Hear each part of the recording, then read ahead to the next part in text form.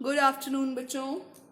अब क्योंकि हम लोगों ने लास्ट जो हमारा चैप्टर था दैट इज कंजर्वेशन, है ना, तो वो भी हम लोगों का कंप्लीट हो चुका है। सो नाउ आए अब हम थोड़ा सा रिवीजन कर लेते हैं बच्चों। तो वेरी फर्स्ट चैप्टर आज हम लोग फिर दोबारा से रिवाइज कर लेते हैं, that is crop production and management, है ना।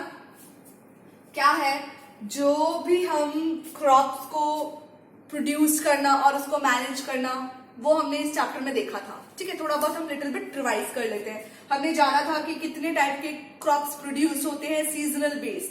तो खारिफ, राबी और जायद क्रॉप्स हमने देखा था।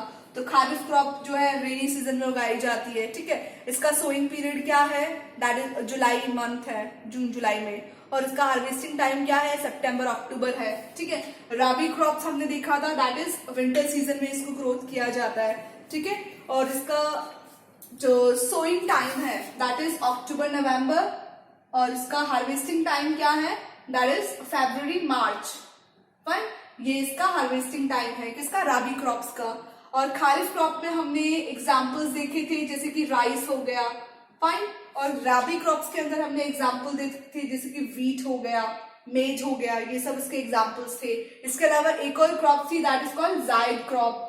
तो जायद क्रॉप कब होती है, राबी और खारिफ के बीच में जो कुछ मंथ्स बचते हैं जैसे कि अप्रैल, मई, जून, ये जो 2 से 3 मंथ जो बचते हैं, इस दौरान जो सीजनल क्रॉप्स लगाई जाती है उसको जायद क्रॉप कहते हैं। जैसे कि स्पिनच हो गया, कोरिएंडर हो गया, ठीक है, और वाटरमेलन हो गया, मस्क मेलन हो गया, तो वो इस दौरान उगाई जाती है जिसको हम जायद क्रॉप देखते हैं। ठीक है, फाइन। एग्रीकल्चर क्या है, एग्रीकल्चर मतलब बहुत लार्ज अमाउंट में, बहुत लार्ज एरिया के अंदर जो हम वेजिटेबल और फ्रूट क्रॉप्स को जो हम उगाते हैं दैट इज कॉल्ड एग्रीकल्चर, है ना। इसके बाद हमने ये देखा कि एग्रीकल्चर के प्रोसेस के लिए क्या क्या स्टेप्स है।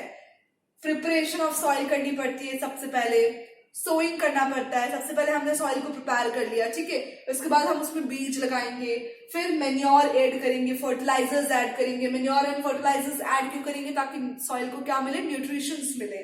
ठीक है, इरिगेशन करेंगे। इरिगेशन का मतलब होता है वाटर सप्लाई देना। नॉर्मल सी बात है, प्लांट को ग्रोथ करने के लिए वाटर की वेरी इंपॉर्टेंट है। ठीक है, प्रोटेक्शन फ्रॉम वीड्स, अब अनवांटेड जो प्लांट्स ग्रो कर जाते हैं क्रॉप्स के आसपास उनको भी रिमूव करना होता है, तो वीडीसाइड्स यूज करते हैं। फिर अब क्रॉप पककर तैयार होगी तो अब हम हार्वेस्ट करेंगे क्रॉप्स को। ठीक है, हम उसकी फसल की कटाई करेंगे, तो दिस इज कॉल्ड हार्वेस्टिंग। फसल कटाई होने के बाद में बहुत बल्क अमाउंट में फसल उगती है, बहुत बल्क अमाउंट में हमारे पास में चीजें आती हैं, तो उसको स्टोर भी तो करना है। तो फिर हम सिलोज, ग्रेनेज वगैरह, ये सब ग्रैन्यूल्स वगैरह हम यूज करते हैं। ठीक है, तो ये सारी चीजें हमने देखी थी।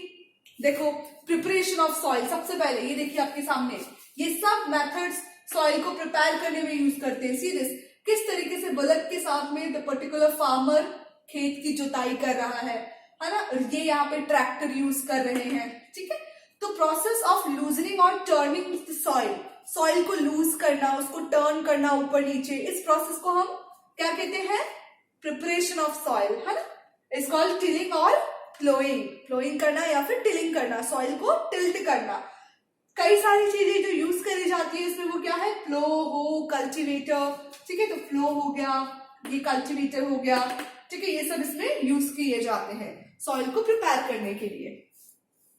सोइंग, अब सॉइल प्रिपेयर होगी, देखो अच्छे से फील्ड बन गया, अब क्या करेंगे, सोइंग करेंगे। अब हम बीज डालेंगे, तो गुड क्वालिटी सीड्स जो कि क्लीन होते हैं और हेल्दी होते हैं उसको यूज किया जाता है। और लगाने के लिए क्या यूज किया जाता है, ट्रेडिशनल टूल या फिर सीड ड्रिल। ट्रेडिशनल टूल मतलब दैट इज ब्रॉडकास्टिंग मेथड। तो ये जो कर रहा है दिस इज कॉल्ड ब्रॉडकास्टिंग, हमने अपने हाथ में बीज लिया और इस तरीके से हम उसको फेंकते हैं दूर तक, तो this is called broadcasting method. और देखो ये जो यूज कर रहा है this is called seed drill method, जो पर्टिकुलर जगह पर ही क्या होगा, सीड ड्रॉप होंगे। ठीक है, एक एक जगह पर सिर्फ एक एक सीड ही होगा, सीड का वेस्टेज नहीं होगा। दूसरा हमने देखा था एडिंग मेन्योर एंड फर्टिलाइजर, बहुत इंपॉर्टेंट है, नहीं तो फिर सॉइल में न्यूट्रिएंट्स नहीं होंगे, और सॉइल में न्यूट्रिएंट्स नहीं आएंगे तो प्लांट्स को भी न्यूट्रिएंट नहीं मिलेंगे। ठीक है, तो इसलिए ऐसे न्यूट्रिएंट्स को ऐड करना जो प्लांट्स की ग्रोथ में हेल्प करेंगे, प्लांट को हेल्दी बनाएंगे, उसको मैन्योर और फर्टिलाइजर कहते हैं। फिर हमने इन दोनों के बीच का डिफरेंस भी जाना था। फर्टिलाइजर इनऑर्गेनिक सॉल्ट होता है, लेकिन जो मैन्योर्स है वो नेचुरल सॉल्ट्स होते हैं, नेचुरल इनऑर्गेनिक मटेरियल्स से बने होते हैं। ठीक है, ये ह्यूमन वेस्ट से, कैटल डंग से, यूरिन से, यूरिया से, और जो पेड़ पौधों के जो लेफ्ट पार्ट्स होते हैं उनसे बनता है। ये वेजिटेबल पील्स, लीव्स, इन सब से बनता है। लेकिन जो इनऑर्गेनिक सॉल्ट है ये किससे बन रहे हैं? इनऑर्गेनिक कंपोनेंट से बन रहे हैं, नाइट्रोजन वगैरह से। कहाँ बनते हैं? इंडस्ट्रीज में। तो ये देखो, ये फैक्ट्रीज में प्रिपेयर्ड होते हैं, लेकिन हम इनको फील्ड में अपने घर में भी आराम से प्रिपेयर कर सकते हैं। वर्मी कंपोस्टिंग पढ़ा होगा ना आपने अर्लियर क्लासेस में, 6th-7th क्लास में। तो वर्मी कंपोस्टिंग में क्या करते हैं? हम अपने घर के अंदर गड्ढा करते हैं और उसी के अंदर सारे बायोडिग्रेडेबल वेस्ट को उसमें डाल देते हैं, तो वो क्या बनता है?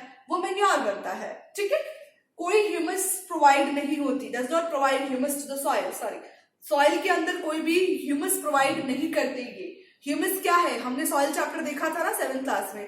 तो ह्यूमस क्या है? सॉइल के ऊपर जो सबसे इंपॉर्टेंट न्यूट्रिशन की जो लेयर होती है ब्लैक कलर की, जिसमें बहुत सारे न्यूट्रिएंट्स होते हैं, वो।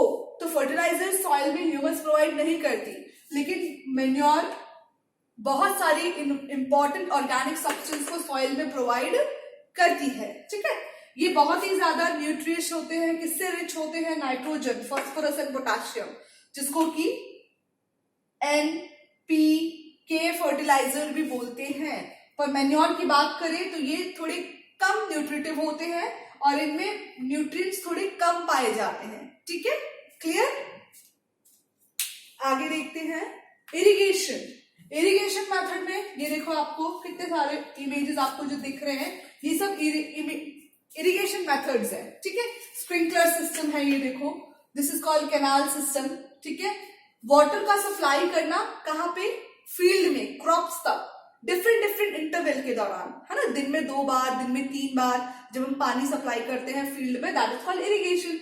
इरिगेशन के सोर्सेज क्या है? वेल, कुएं से, ट्यूबवेल से, पॉन्ड से, लेक से, डैम से, कैनाल से, इन सब जगहों से पानी को हम प्रोवाइड करा सकते हैं।